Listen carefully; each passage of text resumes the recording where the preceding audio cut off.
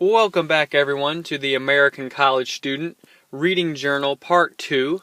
For this section of my blog, I will be doing an audio recording of my reactions to Levine and Dean's Generation on a Tightrope, specifically Chapter 7, entitled The Future. While reading this chapter, I had basically two main themes that I pulled out of the chapter that I could specifically relate to as a member of the millennial generation. Some of these themes hit very close to home. The first was talked about aspirations, specifically the career aspirations of the millennial generation. In the initial paragraphs of the chapter, Levine and Dean lay out the misfortunes that the millennial generation has had to deal with, including an economic recession, a gridlocked government, poor employment rates, and a country receding in global prominence.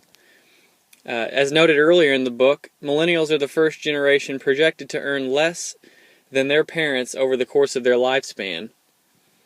The economy is beginning to influence where these students attend college, where they live, and even what to study. Nonetheless, many of these students are beginning to still have higher material aspirations than their predecessors, which is something that I found quite interesting. The line that stuck out to me the most in the chapter was probably when Levine and Dean noted, current undergraduates want good jobs and are willing to forego their careers of choice just to get them. Now, when I read this, I thought, maybe I'm just an idealist, but I don't think that the economy should be affecting students' aspirations. Maybe their jobs of choice starting off, but the fact that it's affecting what jobs and careers students choose, I see as a problem. My father always told me a saying when I was younger to do what you love, and you'll never have to work a day in your life. And as I said, maybe I'm an idealist, but I think if more students are pursuing their passions for careers, then maybe a more prosperous nation won't necessarily be a more financially stable nation, but maybe one that is more satisfied with their careers.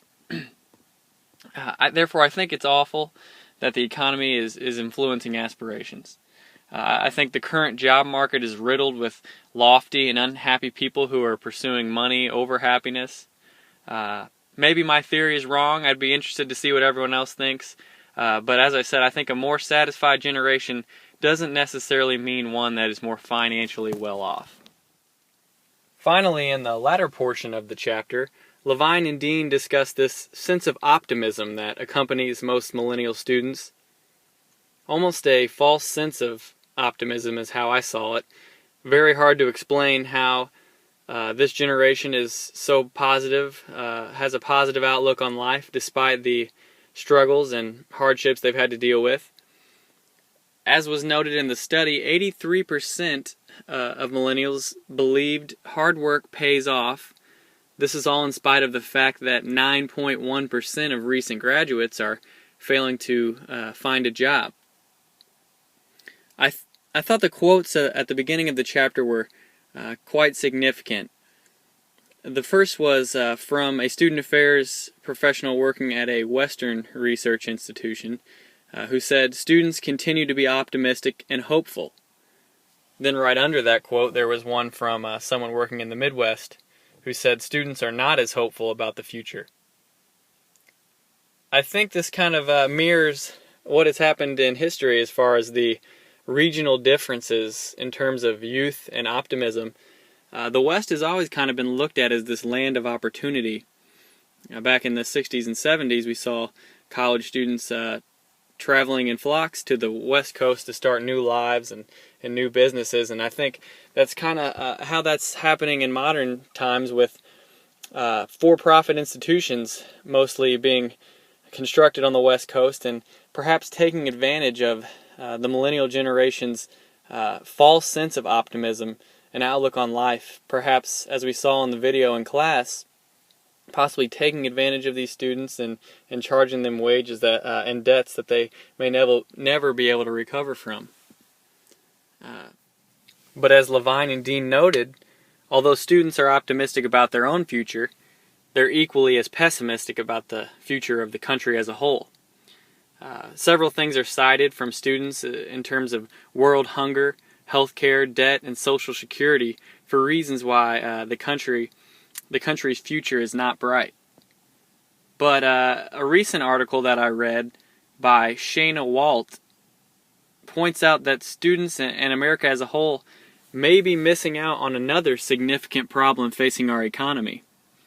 The article, entitled "Unfit for Work: The Startling Rise of Disability in America," notes that in the past 3 decades, the number of Americans on disability has skyrocketed.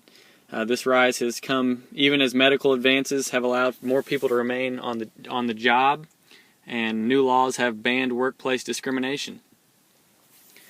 Every month, about 14 million people now get a disability check from the government, and the federal expenses are exceeding the money spent each year on food stamps and welfare combined. Disability checks are becoming the most significant portion of the national safety net, and few people realize the problems associated with this because these people aren't counted in the unemployment rate. The vast majority of people on federal disability do not work, and since they're not technically part of the labor force, they're not counted in unemployment. And in an economy where we're seeing more and more factories and small businesses being forced to shut down, these students are actually not reporting these people are not reporting to community colleges, which are supposed to be the mechanism for getting students requalified and back into the workforce. People are going out of their way to be diagnosed with certain types of disabilities to claim disability checks, and many do not go back on into the workforce. So this is another issue that's perhaps being overlooked by not only the millennials cited in this book, but by American citizens as a whole. So altogether, those are really the main themes that I pulled out of Chapter 7, The Future, from Generation on a Tightrope.